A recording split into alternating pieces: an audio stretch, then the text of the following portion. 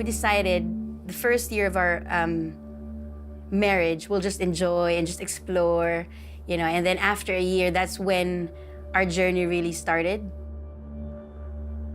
We thought I was already pregnant, so every week we would have pregnancy test, and then it was always negative. So I knew in my heart that, oh, something is wrong. So we went to our GP, and our GP said, oh, Marge, I think you got polycystic ovarian syndrome.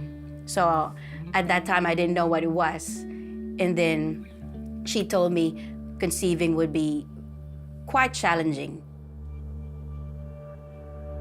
After a few years of trying just naturally, our GP suggested, Marge, I think it's time for you guys to try taking fertility pills.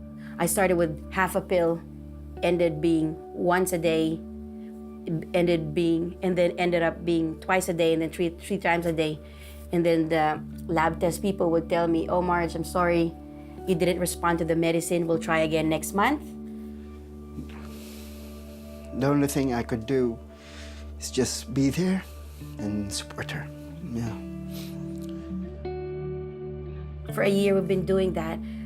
Not that I wasn't grateful, but then for me, in my heart, I wanted to be memorable. I wanted something fun. You know, like when you look back, when you're pregnant, we look back and ask, oh, when did it happen? You know, it's not gonna be like, oh, that was when, remember? That was when you were most likely to ovulate. So we did that out of schedule. After 5 years of trying naturally and then eventually pills, finally we started IVF. You know, God, this is all you. You know, if I get pregnant through IVF, thank you. If not, you have a plan. After the first implantation, there was a 2-week wait.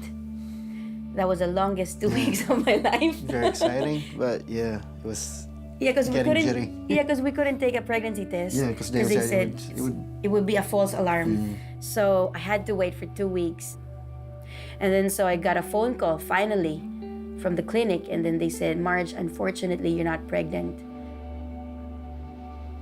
If you can't get pregnant, sometimes you feel like that defines who you are. That's okay, Marge, who can't get pregnant. You know, but that shouldn't be the case. It shouldn't define who you are. November time. After 4 blood tests. After 4 blood tests, yes. After 4 blood tests, I said, the clinic said, oh, I think we should rest for now because we're going to close for Christmas, I think. They open on the next year, on the New Year's. Okay, have a little break.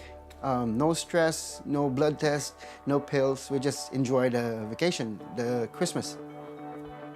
1st of January, it was a holiday. We're going to my cousin's for New Year's lunch. So we were preparing to cook.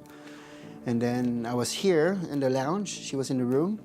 And then she texted me, I think I'm late for a couple of weeks. Like 23 days late. 23 days late. Let's buy a pregnancy test. And then tried it on 1st of January. In the morning, we found out we were pregnant.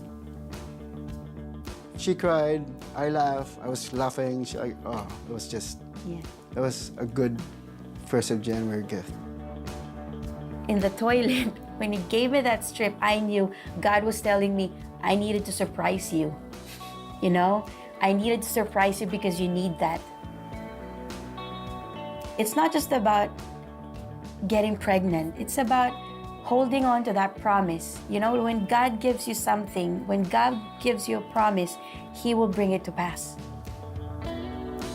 But there's a lot of stuff people will say, okay, this is what you should be doing, this is what this book says, this is what you say.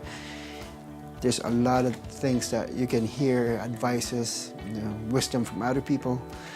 But at the end of the day, it's your decision, and what you hold on to and what we hold on to is all the prayers we have. And just be patient, have faith. If we got pregnant straight away, as soon as we got married, we wouldn't be having this revelation of how powerful God is.